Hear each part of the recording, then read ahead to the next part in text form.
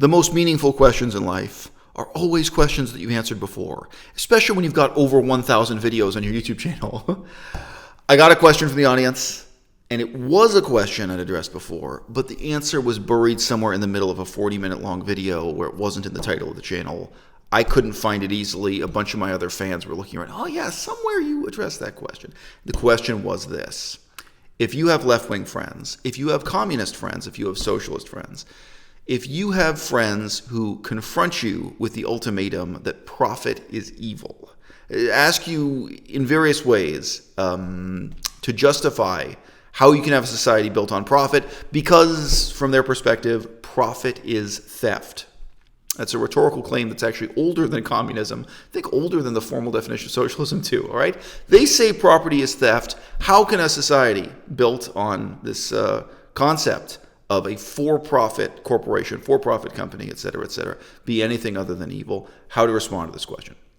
We are assuming here that you're talking to somebody you care about. We're assuming this is not some kind of knockdown, drag-out internet debate. This isn't someone you have contempt for, who you're just trying to pwn in the parlance of our times. Just imagine if people are watching this video decades in the future and they have no idea what this slang term pwn meant. But here I am dating myself by using... All right. How do you address this question? Treating it as a meaningful and sincere question. Answer it in a meaningful way. Not behaving as if you're just debunking a left-wing meme about profit, capitalism, the idea that property is theft and that everything that goes on in capitalism, any form of employment as long as it's for profit, is slavery. All right? The first approach, which I would use, again, if I care about someone, I'm trying to build them a human being, I normally do not like to start from abstract reasoning, but from very palpable bottom-up reasoning where I'm appealing to real-world experiences they've had. So, for example, I recently looked at the listing of all of the colleges in this part of Canada, Western Canada, that will give you a degree in early childhood education. So this is different from being a full-fledged school teacher. It lets you do something like run a kindergarten, other kinds of children's programs.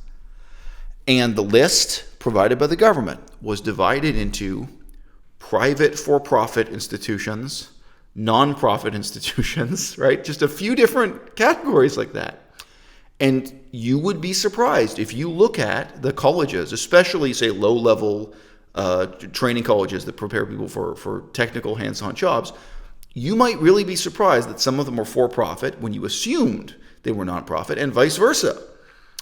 And if you actually go and visit these colleges and talk to the students and talk to the teachers and look at how they operate, there might be remarkably little difference in your state, in your city, where you're living, between a for-profit technical college and a not-for-profit technical college. Now, if the person you're talking to, if you can talk to them on that level, if you can actually appeal to something they have real-world experience with, where they can contrast a for-profit and not-for-profit project, institution, business, however you want to put this, then this will start to get the wheels turning.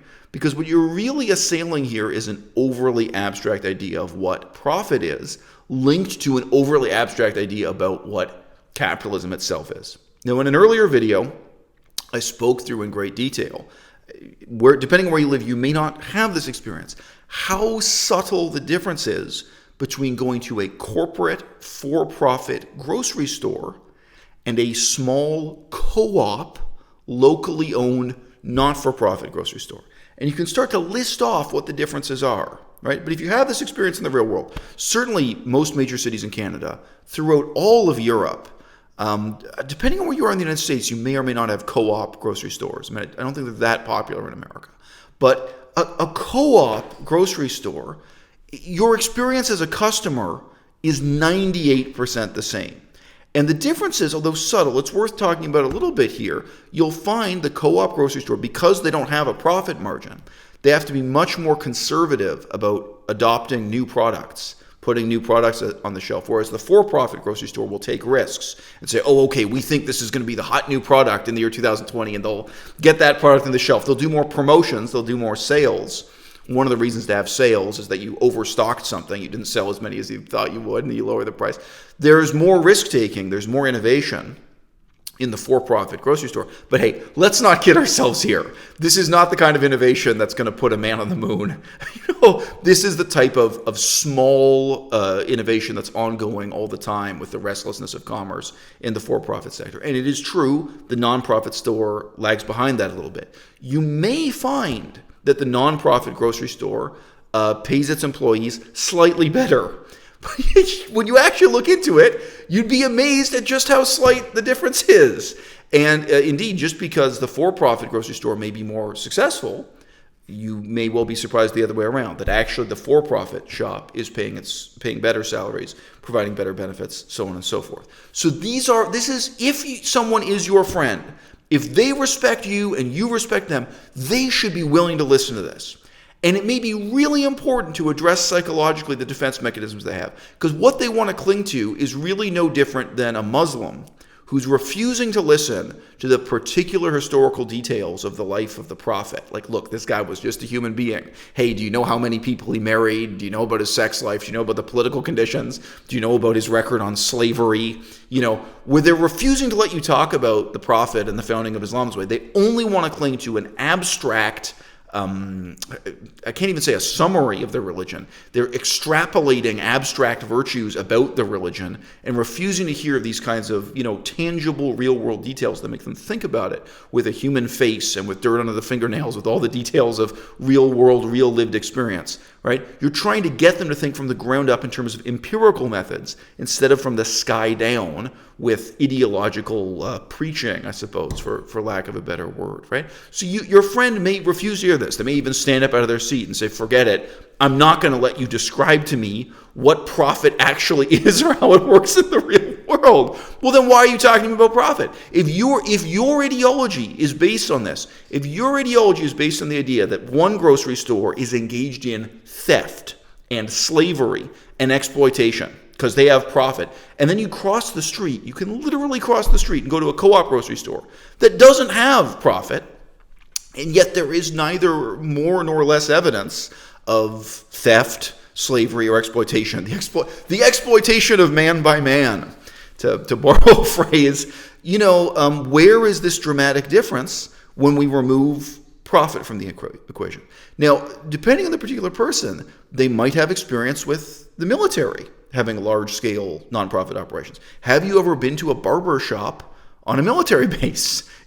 It's a lot like a barber shop, which is created by the profit motive, but it's not. I mean, it's the finances, the economics of how that barber shop operates is very different. You can talk to scientists who've been in research labs. Some of them are in the for-profit corporate side of the world. Some of them are run by the military, where, again, it's not a profit motive. It's just a command coming from a commander. So if profit is so important, if it has this profound ethical significance, why is it that we look in vain for the evidence of that everywhere empirically in the real world? All right. Now, there is a more abstract way to reason through this problem, and it is to say this. If you were a military commander and you said, hey, I want you to build this bridge, so you're giving orders to the military Corps of Engineers, or maybe it's a war situation where it's just ordinary soldiers. Okay, here are the number of resources we have. Here's how much money we have. Here's how much time we have. I want you to build this bridge, as quickly as possible, as cheaply as possible. And your soldiers go out and build that bridge, and they come back to you and say, hey, guess what? We managed to build the bridge in less time, with less resources, using less money and less manpower. We brought it in under budget. Would you as a military commander say, that's terrible, you turned a profit? If you were the director of a university or college training institute that's a nonprofit institute, it's completely, let's just say it's not merely public sector, let's say it's a charity training center, right? And you give orders for them to take on some project like this. You want them to go into a grass field and set up a tent and then teach a series of training courses so that a bunch of homeless people can learn how to be metal welders. Let's just say this is the situation. We've got some homeless people who want to be trained to go into welding because there's some new jobs hiring for welders, okay? So you got to set up the equipment, you got to set up the tent. You say, okay, I have so much money, so much resource, so much manpower, and so much time. And the people you give the orders to, bunch of teachers and helpers and what have you, who go out to do this task. They finish it under budget, ahead of schedule. They don't use all the resources. They don't use all the money. They don't use the. Would you say to them, that's terrible? You turned a profit. Okay? What is profit? Why would anyone in those situations describe profit as theft, profit as slavery, right? And the irony is, of course, if you've been in the military, if you've read books of military history, very often military orders can be far more tyrannical and inflexible than the private sector for-profit side of the business. In the private sector, you may have a flexible attitude. Okay, this could go over budget, this could go under budget. We have different options. And what happened in the Soviet Union really was the militarization of civilian life. That's why technically communism is referred to as a command economy, in contrast to a free market economy or free enterprise economy. It's a command economy because you've removed the price mechanism, you've removed the profit mechanism, but instead you just have tyrannical people giving tyrannical orders, like your military superior, who's put there by the government, like your military superior, and who's paid a salary, and they are trying to get people to work as hard as possible, to produce as much as possible, to exact as much profit as possible out of them, but nobody's allowed to call it profit anymore because you're working under a military dictatorship that happens to call itself communist, socialist, or left wing. Okay? So the short answer is you answer the question of profit is theft. You answer the vilification of profit and the broader vilification of capitalism by really in a meaningful way addressing the question of what is profit and illustrating it for them both in a tangible empirical way and I think through a little bit of abstract reasoning. I close this video with my usual warning. What we describe as capitalism is not a system, it's not a philosophy, it's not an ideal. It's just the way of getting things done that emerged ersatz, piece by piece, pell-mell, ad hoc, in an unplanned morass, in a spontaneous way. What we call capitalism now emerged from the demolition of feudalism in Europe. That's all it is. There are sets of standards and practices and expectations we have, but capitalism, just like, say, the Industrial Revolution. The Industrial Revolution has no manifesto. We can call it a revolution, right? You could talk about the capitalist revolution, okay? But it's completely false to look at, say, the English Revolution, the English Civil War, as being for or about or establishing capitalism, or even having an ideology or utopian plan for capitalism. And many communists would deny this, but it's just as false to talk about, say, the French Revolution, or I would say the Indian independence struggle. There are many, many revolutions that you can say, looking back at history, established capitalism. You could look at Japan going through its series of modernizing revolutions, but they were not for capitalism, because capitalism wasn't enunciated as an ideal or a utopia to be attained. It's just what emerged from the disintegration of, the tearing down of, feudalism in Europe.